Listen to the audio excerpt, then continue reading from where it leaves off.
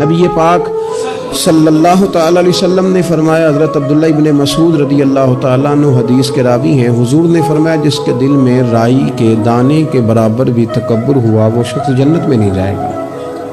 تو عرض کی یا رسول اللہ صلی اللہ علیہ وسلم، ایک آدمی اچھا لباس پہنتا ہے، اچھا بن کے رہنا چاہتا ہے، صاف ستھرا بن کے رہنا چاہتا ہے، تو کیا یہ بھی تکبر ہے؟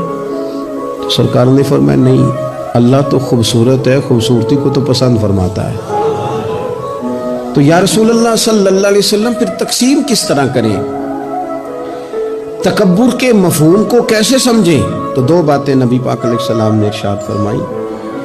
سارے عنوان کو ان دو باتوں میں سمجھا جا سکتا ہے۔ محبوب فرمانے لگے تکبر تو یہ ہے کہ بندہ حق قبول نہ کرے اور دوسرے بندوں کو اپنوں سے حقیر سمجھے۔